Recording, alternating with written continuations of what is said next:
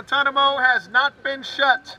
Another year and another somber vigil outside the US Embassy in London. A somewhat eclectic gathering in near freezing temperatures ensured that 11 years of Guantanamo did not go unmarked.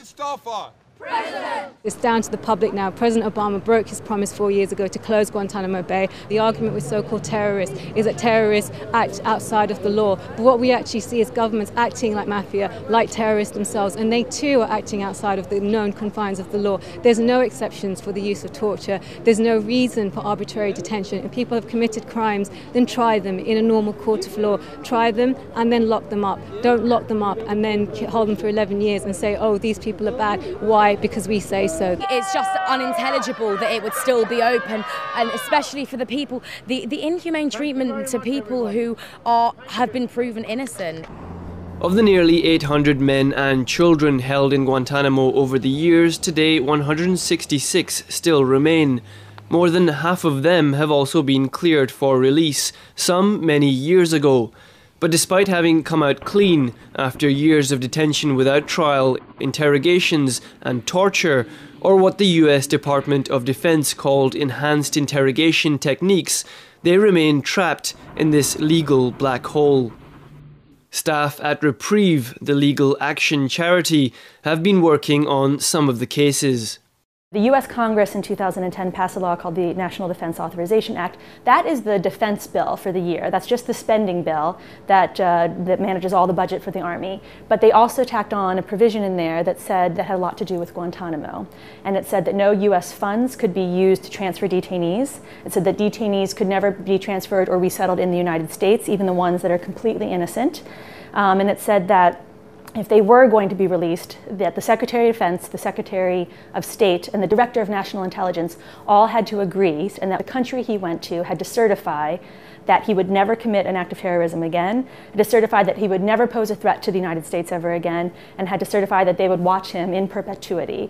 And it's very difficult to meet those. No one's been released since the NDAA came into effect, except through political deals behind the scenes. Among those cleared for release several years ago is the last remaining British resident in Guantanamo, Shaker Amer. His family have been campaigning on his behalf, but for the moment there doesn't seem to be any light at the end of the tunnel. In many cases, these men don't want to go back to where they're from. Shaker is a British resident, and he's married to a British citizen, and has children who are British citizens, but he's originally from Saudi Arabia.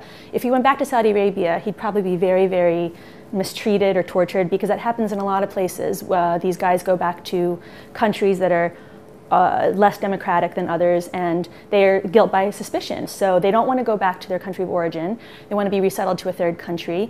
But in many cases, these countries say, if the US won't take them, why should we? For those who survived rendition, torture and detention without trial and have begun rebuilding their lives, the mental scars are enduring, and the anniversary brings with it a reminder of those left behind. We write them letters, we keep in touch with their families, we try to get them news, and although it's extremely important work, nevertheless it's extremely painful. Every day is a reminder. I look in the face of my children, and I remember the brothers who have left their children behind, the brothers who have not had families, people who got married and never had kids.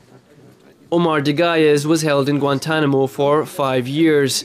At one point, he was beaten so badly that he lost the use of one of his eyes. They were holding my head back and then holding me down, and then he pushed his fingers both into my eyes, trying to gouge them.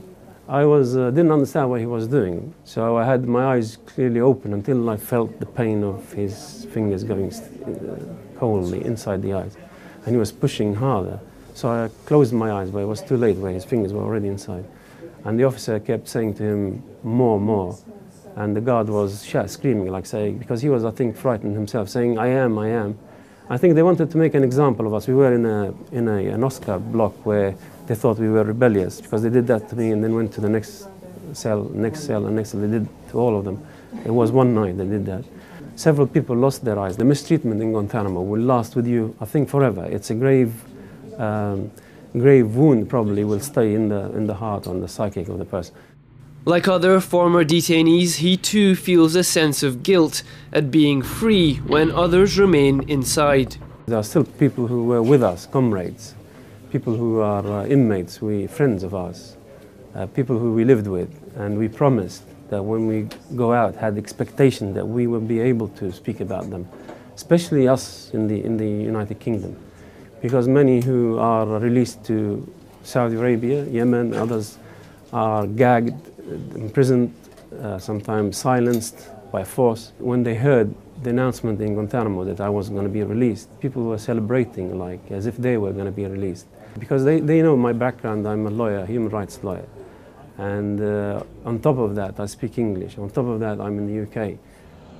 But while media attention is generally drawn to Guantanamo, the US administration and the CIA hold prisoners in even more controversial facilities in other countries around the world, known as black sites, where few know what really goes on.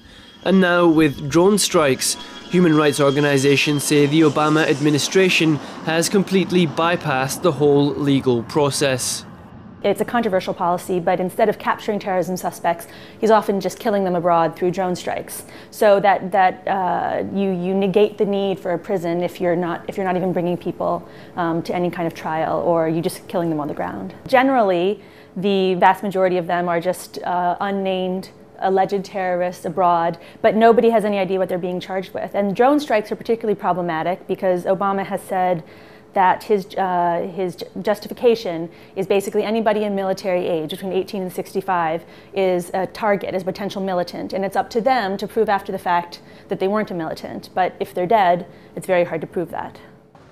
For protesters outside the US Embassy in London, Guantanamo remains a powerful symbol of a wider unjust system, and they say they know their work isn't over if the prison closes tomorrow. It's likely that opponents of the US government's network of renditions, black sites and drone killings will be meeting here for many more years to come. The US administration says that some of the detainees it currently holds can be held indefinitely without charge or trial, pending an end to hostilities, as prisoners of war, the seemingly never-ending, ever-expanding war on terror. Hassan Ghani for The Real News, London.